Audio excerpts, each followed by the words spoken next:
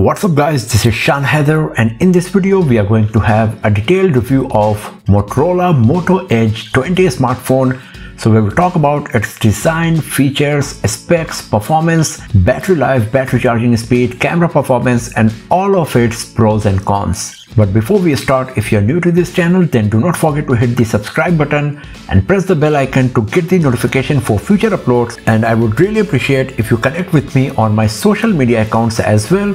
The links are given in the description below. So first of all, let's talk about the design and build quality. Moto Edge 20 is a very flat smartphone compared to other devices because it comes with flat sides, flat screen and a totally flat rear panel. It is just 7mm thin and it weighs only 163 grams. So it is very lightweight, it is very slim, and because of the flat sides and the back panel, it provides very nice grip in hand even though it is a pretty huge smartphone. It does not come with any official IP certification, but the device is splash proof and a bit water repellent. The screen is protected by Corning Gorilla Glass 3. We got a side mounted fingerprint sensor beneath the power key, and the matte finished plastic back panel looks beautiful and quite premium even though it is made of plastic.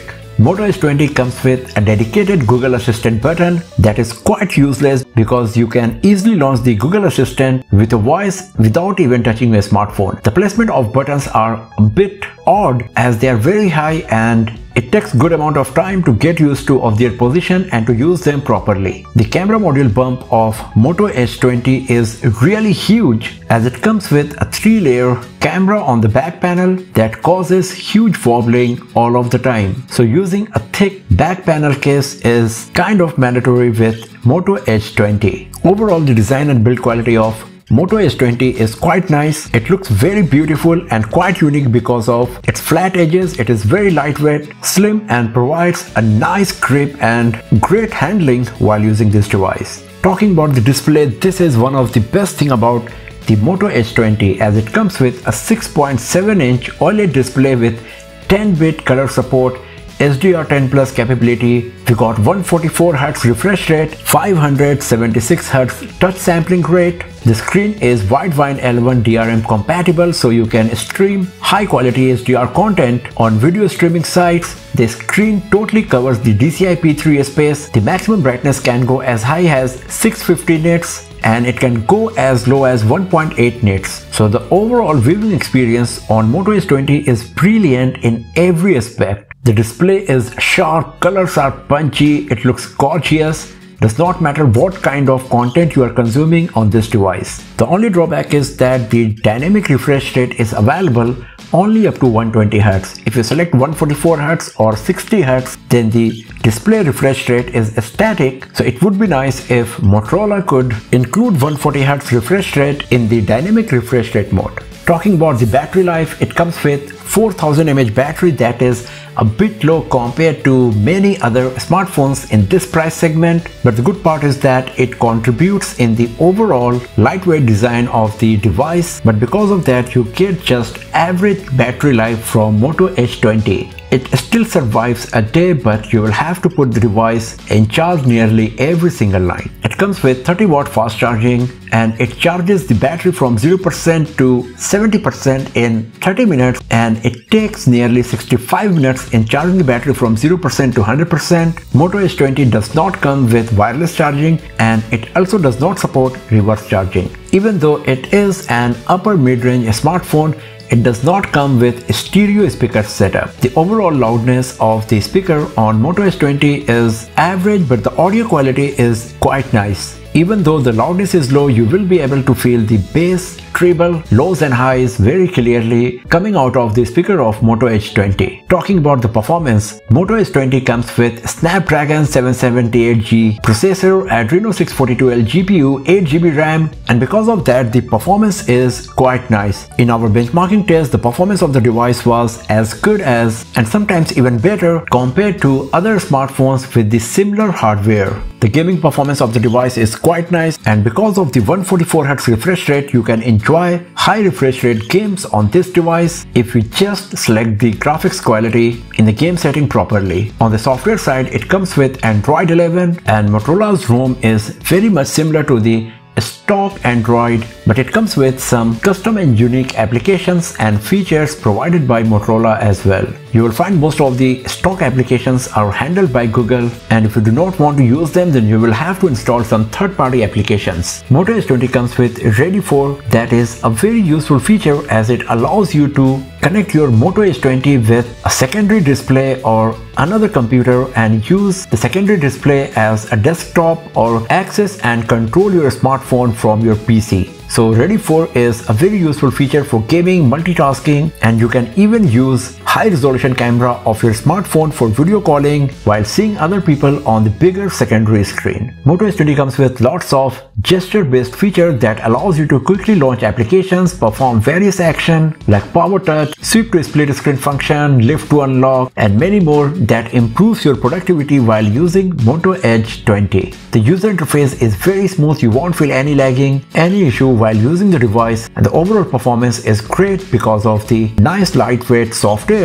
and powerful hardware. Now talking about the camera, Moto Edge20 comes with a 32 megapixel front-facing camera, and on the rear we got a triple camera setup that consists of 108 MP primary camera, 8 megapixel telephoto lens and 16 megapixel ultra wide angle lens. The 108 MP primary camera comes with face detection autofocus. There is no optical image stabilization provided on the primary camera, but it still captures good amount of detail. The dynamic range is very good, the noise is very less, but sometimes sharpening is happening in the images. The 8 MP telephoto lens comes with 3x optical zoom, face detection, autofocus and optical image stabilization. The 3x optical zoom images are very nice, provide very nice colors, contrast and dynamic range as well. The 16 megapixel ultra wide angle lens comes with autofocus, so it can be used for macro imaging as well. The ultra wide images are okay, it comes with high contrast,